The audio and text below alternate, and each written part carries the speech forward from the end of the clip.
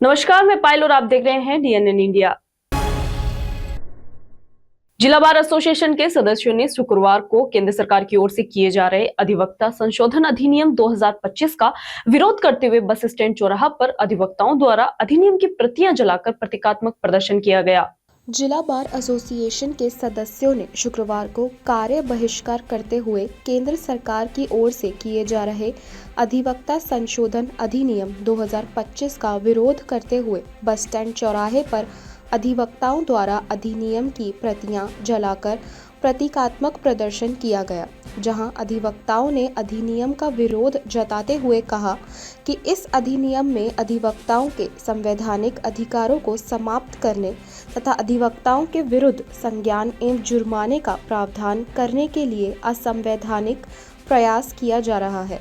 अधिवक्ता संशोधन अधिनियम बिल की धारा 35 में अधिवक्ताओं पर 3 लाख रुपए तक का जुर्माना लगाने का प्रावधान भी प्रस्तावित है।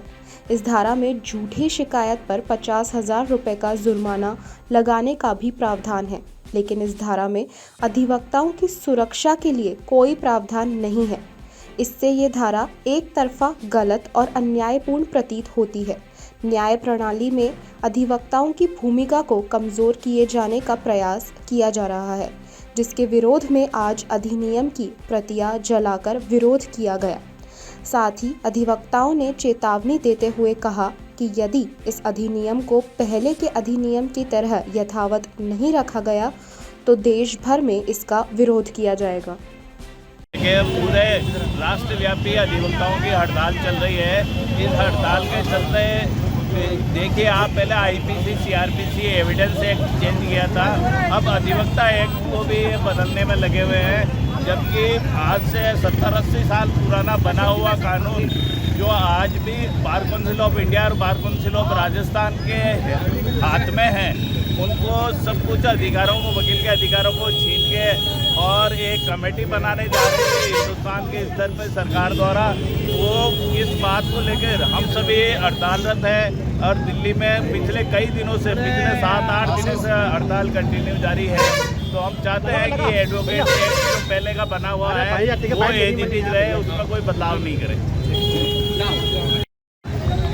ये जो संशोधन बिल सरकार अभी पारित करने जा रही है, ये पूरी तरह से वकीलों के विरोध में है। एक जनता से भी हम ये आग्रह करना चाहते हैं कि आप खुद समझिए इस बात को कि अगर किसी विवाद में दोनों तरफ से वकील होते हैं, तो एक तरफ से अगर वकील हारता है तो उसके ऊपर कंज्यूमर फोरम की शिकायत हो जाएगी, यानी एक ना एक वकील तो हारेगा ही।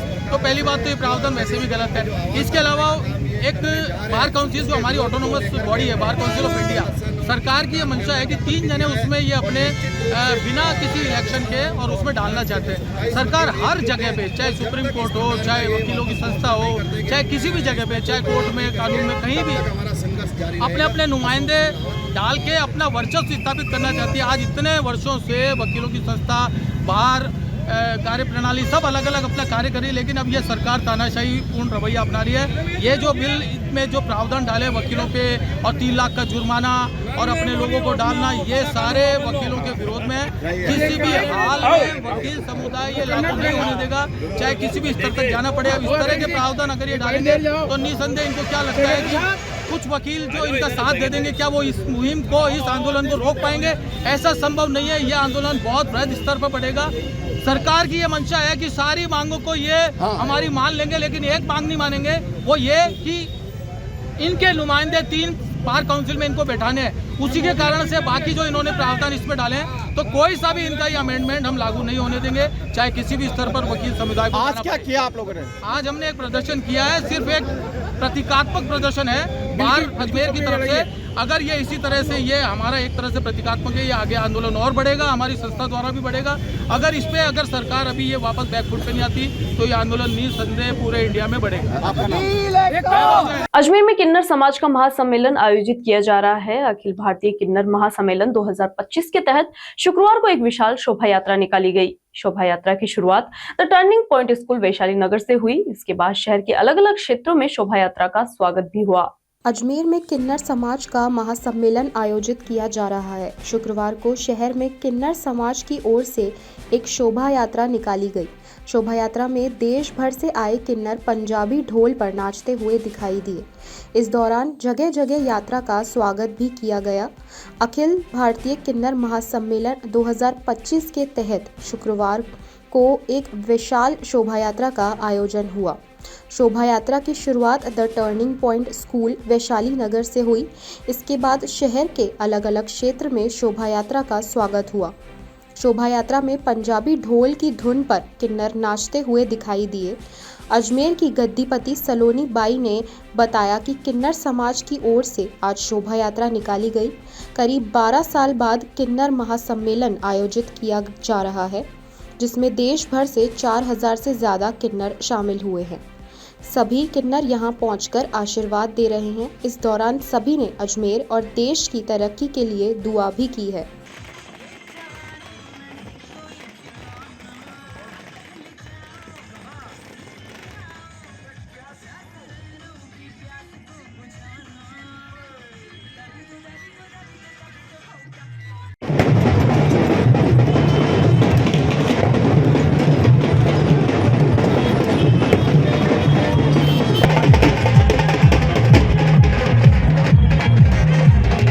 सब मेरे अजमेर वासियों को बहुत बहुत शुभकामनाएं। आज हमारी शोभा यात्रा निकाली जा रही है, कलश यात्रा निकाल रहे हैं। शहर के लिए खूब दुआएं कर रहे हैं। जो हमारे बाहर से किन्नर आए हैं, अजमेर वासियों के लिए खूब दुआ कर रहे हैं। अजमेर वासियों का खूब स्नेह, खूब प्यार मिला है। हमारे किन्नर समाज को खूब अच्छा प्यार स्नेह दे रही है और हमारी जनता को सब आशीर्वाद दे रहे हैं। जितने भी हमारे बाहर के किन्नर समाज के आए हुए लोग हैं, हमारे मंडलेश्वर लोग आए हुए, हमारे नेता लोग सोनम अभी चत्तर भी चढ़ाएंगे। 4 बजे भी मंदिर बंद हो गया, 4 बजे चढ़ाएंगे चत्तर। आज के आपके ये विशाल शोभा यात्रा में प्रशासन का किस तरह सहयोग? प्रशासन का बहुत सहयोग है। मैं प्रशासन से बहुत खुश हूँ।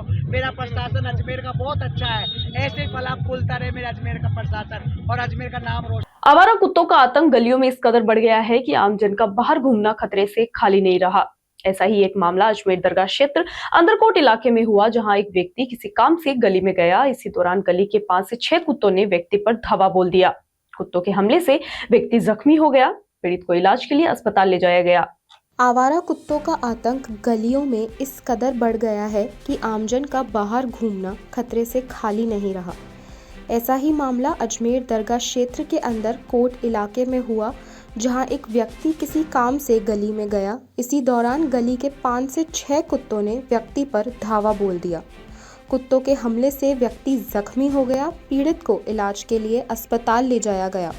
पीड़ित का कहना है कि पूर्व में एक बिहारी मजदूर को इन कुत्तों ने शिकार बनाया था। क्षेत्रवासियों का कहना है कि कुछ दिनों में शिवरात्रि आ रही है और क्षेत्र में मेले महोत्सव जैसा माहौल होगा, जहां लोगों की भीड़ इकट्ठा होगी। इसी बीच कुत्तों का यह आतंक घातक सिद्ध न हो जाए, इसके लिए क्षेत्रवासियों ने प्रशासन से आवारा जानवरों की धर पकड़ के लिए गुहार लगाई है, ताकि क्षेत्र में शांतिपूर्ण माहौल बना रह सके। काट लिया, वहाँ पर कोई नहीं था। वहाँ पर किस जगह पे काटा? आगे नौशाद भाई की दुकान है ना, वहाँ पर आगे ऊपर है। कितने कुत्ते हो रहे हैं यहाँ पर? यहाँ कुत्ता तो कम से कम यहाँ 50 गो कुत्ता हो गया है। एक और बिहारी के काट लिया है। आज रात्रि से देर रात्रि से जो है कुत्ता जो है वो पागल सा हो गया। अनेक लोगों को काट गया। तो दरगाह में जख्मी करे लूले लंगड़ों को जो मांगते भी। और शिवरात्रि का मेला भी आ रहा है। इस अवसर के ऊपर जो है पब्लिक खूब ज्यादा आएगी और जायरीन भी आ रहा है, दोनों मिक्स आते हैं। इधर जो है मेले का जो टाइम है और हमने नर्मे निवेदन किया, वह कुत्ते पकड़ने वालों का है। कुत्ता बहुत पागल हो गया, कूद कूद के जो है बच्चों के काट रहा है। हमने यहाँ फोन कर दिया, अभी तक तो कोई आया ही नहीं है। और कुत्ता तमाम भागता फिर रहा है इधर से उधर, उधर से उधर। हमने कोशिश करी पकड़ने की, पब्लिक को बचा भी रहा, डंडे लेके बैठे हैं हम हाथों में। और कुत्ता इतना पागल हो गया कि काट के वो पूरा नोच देता है, खुरम खान कर रहा है। और ये दोनों मेले सामने आ रहा है। शिवरात्रि का मेला 2 दिन बाद 4 दिन बाद है। और इसको पकड़ा नहीं तो कईयों को नुकसान पहुंचाएगा और भगदड़ मच जाएगी, परेशानी ज्यादा बढ़ेगी। ये नर्मे निवेदन है हमारी प्रशासन। यहाँ रुकते हैं एक छोटे से ब्रेक के लिए। जल्द हाजिर होंगे खबरों की नए सफर के साथ। कैंसर बीमारी ही ऐसी है, चिंता तो होगी ना। लेकिन अब अपनी चिंता को बदलो विश्वास में, क्योंकि आदिनाथ कैंसर मेडिसिटी में है रेडियोथेरेपी, कीमोथेरेपी और कैंसर सर्जरी के उपचार के साथ आधुनिक सुविधाएं भी। विजिट करें आदिनाथ कैंसर मेडिसिटी एट चाची आवास Ajmer.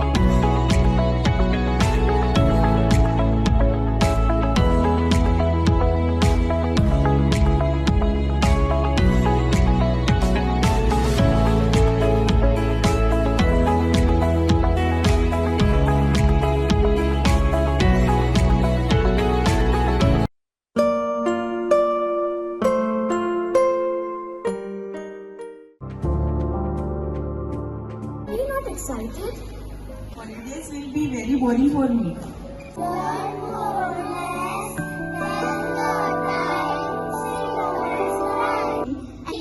For using black rice and sugar. This black rice has a very unique flavor. Vijayanagar में स्कूली छात्राओं से रेप और ब्लैकमेल करने के आरोपियों को पुलिस ने कड़ी सुरक्षा में न्यायालय में पेश किया। मामले के अंतर्गत कुल 10 आरोपियों को पुलिस ने न्यायालय के समक्ष पेश किया, जहां न्यायालय ने आदेश देते हुए पूर्व में पेश किए गए आरोपितों को वापस 5 दिन की पीसी रिमांड पर भेजा गया तथा अन्य आरोपियों को 7 दिन की पीसी रिमांड पर भेजा गया। इस दौरान पुलिस और वकीलों के बीच धक्का मुक्की भी देखने को मिली। विजयनगर में स्कूली छात्राओं से रेप और ब्लैकमेल करने के आरोपियों को पुलिस ने कड़ी सुरक्षा में न्यायालय में पेश किया। मामले के अंतर्गत कुल 10 आरोपितों को पुलिस ने न्यायालय के समक्ष पेश किया है, जहां न्यायालय ने आदेश देते हुए पूर्व में पेश किए गए आरोपितों को वापस 5 दिन की पीसी रिमांड पर भेजा गया तथा अन्य आरोपियों को 7 दिन की पीसी रिमांड पर भेजा गया। आरोपियों के कोर्ट पहुंचते ही वकीलों ने फिर से उन पर हमले की कोशिश की। हालांकि पुलिस जल्दी से उन्हें कोर्ट रूम में ले गई। इस दौरान पुलिस वकीलों के बीच धक्का मुक्की भी हुई, जहां मामले की जानकारी देते हुए डिप्टी सज्जन सिंह ने बताया कि इस पूरे मामले में अब तक कुल 10 आरोपितों को पुलिस ने गिरफ्तार किया, जिसमें से 3 नाबालिग तथा 7 बालिग हैं। बताया कि इस मामले में जांच के दौरान 3 नए आरोपितों को भी गिरफ्तार किया गया, जिसमें कैफे संचालक व उनके सहयोगकर्ता हैं, जिन्हें आज न्यायालय के समक्ष पेश किया गया। पुलिस द्वारा जांच पड़ताल के लिए रिमांड मांगी गई, जिस पर न्यायालय द्वारा 5 दिन की रिमांड दी गई तथा नए आरोपितों के लिए न्यायालय द्वारा 7 दिन की रिमांड दी गई है। बताया कि इस मामले में पुलिस द्वारा जांच की जा रही है। किसी तरह की कोई व्यक्ति द्वारा इसमें संलिप्तता मिलती है तो उसे भी पुलिस द्वारा गिरफ्तार किया जाएगा। बताया कि इस मामले में बदमाशों के मोबाइल जब्त कर टेक्निकल तौर पर जो भी सबूत मिले हैं उन्हें फाइल्स पर लेकर FSL टीम द्वारा जांच के लिए उन्हें फॉरेंसिक लैब में भिजवा दिए गए हैं और उन सब पर अनुसंधान जारी है। हो चुके हैं, जिसमें 3 नाबालिग हैं और 7 बालिग। पूर्व में जो पेश किए थे उनको भी आज पेश किया गया और उनके लिए कोर्ट से रिमांड मांगी गई हमारे द्वारा। कोर्ट से 5 दिन की रिमांड मिली है और जो नए आरोपी 3 हमने गिरफ्तार किए हैं उससे भी उनके अनुसंधान के लिए हमने कोर्ट से रिमांड मांगा, तो 7 दिन का अनुसंधान के लिए हमें रिमांड प्राप्त हुआ है। अभी तक जो अनुसंधान आ रहा है और जैसे जैसे चाहे वो लोगों से पूछताछ से है या कोई टेक्निकल एविडेंस से आ रहे हैं या और भी कोई तथ्य सामने आ रहा है, उसके आधार पे जो भी आ रहा है, जैसे नए जो 3 आरोपी गिरफ्तार हुए हैं उसी के बेस पे हुए और भी कुछ लोग अगर इसमें संलिप्तता पाई जाती है तो उनको भी गिरफ्तार किया जाएगा। सर, आपने मोबाइल भी जब्त किए, उनमें से कुछ मिला आपको? मोबाइल को जो टेक्निकल हमें एविडेंस मिलने थे वो हमने चाहिए, तो जो मिले हैं वो फाइल्स पे लिए हैं और FSL जांच के लिए हमने फॉरेंसिक टीम में लैब में भी भिजवाया है। पुलिस थाना ने प्रथम सूचना संख्या 60/25, 61/25 और 62/25 में कुल 7 मुलजिमों को माननीय न्यायालय के समक्ष पेश किया, जिसमें से जो 3 नए मुलजिम थे, कैफे संचालक और सहयोगकर्ता 2, उनको पुलिस ने 7 दिन के रिमांड पे दिया है। बाकी जो शेष मुलजिम है उनको पुलिस। अजमेर के क्लॉक टावर थाना क्षेत्र में BC के नाम पर लोगों के साथ धोखाधड़ी का मामला सामने आया है, जहां पीड़ित जन क्लॉक टावर थाना पहुंचे और बदमाशों के खिलाफ धोखाधड़ी की रिपोर्ट दर्ज करवाई। अजमेर के क्लॉक थाना क्षेत्र में BC के नाम पर लोगों के साथ धोखाधड़ी का मामला सामने आया है, जहां पीड़ित जन क्लॉक टावर थाना पहुंचे और बदमाशों के खिलाफ धोखाधड़ी की रिपोर्ट दर्ज करवाई। पीड़ितों का कहना है कि तोपदड़ा निवासी कमलेश, नेमीचंद, कुलदीप व उनकी माता रसाली मिलकर सोसाइटी में BC का काम करते हैं। पीड़ितों का कहना है कि हम सभी मजदूर वर्ग के लोग करीब 4 से 5 सालों से अपनी मजदूरी का कुछ हिस्सा BC के रूप में उनके वहां जमा करवाते आ रहे हैं। जब BC पूरी हो गई तो अपनी राशि लेने पहुंचे तो देखा कि बदमाश सारी राशि लेकर वहां से फरार हो गए। उनके परिवारजन को इस संबंध में सूचना दी तो उनकी तरफ से पीड़ित जन को धमकाया जा रहा है। पीड़ितों ने बताया कि उनके मोहल्ले के लोगों के करीब 60 से 70 लाख रुपए पेंडिंग है और ऑल ओवर 1.5 से 3 करोड़ रुपए बदमाश लेकर फरार हो गए। जहां परेशान लोगों ने क्लॉक टावर थाने में इस संबंध में रिपोर्ट दर्ज करवाई।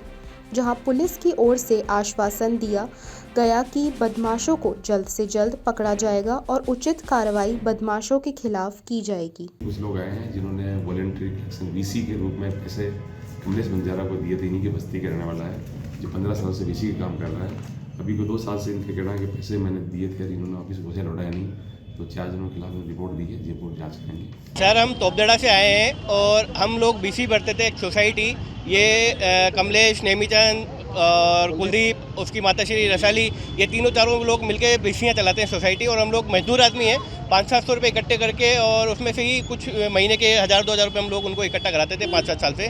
तो हम सब लोग पीड़ित हैं। अब वो लड़का फरार हो गया, माता पिता कह रहे हैं कि हम आपको पैसे नहीं देंगे, आपको जो करना है वो कर लो। लोग धमकी दे रहे हैं, वो उनकी लेडीज़ को बोलते हैं कि नहीं, हम आपके खिलाफ जाके गलत रिपोर्ट करा देंगे, आप कुछ नहीं कर सकते हो हमारा। और उनके पीछे भी बैक सपोर्ट में 1-2 जने लगे हुए हैं जो उनको सपोर्ट कर रहे हैं। बड़ी मुश्किल से हमने ये पैसा इकट्ठा किया और हम लोग सब पीड़ित हैं, सब मजदूर आदमी है सर। हम यही चाहते हैं कि हमारा पैसा हमें वापस मिले। आज की तारीख में कितना पैसा होगा? आज की तारीख में सर हमारा खाली 60-70 लाख रुपए है मोहल्ले का, और बाकी अगर आप माने सबका जो और भी तोपदड़ा मेंबर हैं, और तो लगभग 2 से 2.5 करोड़ रुपए का ये मामला है।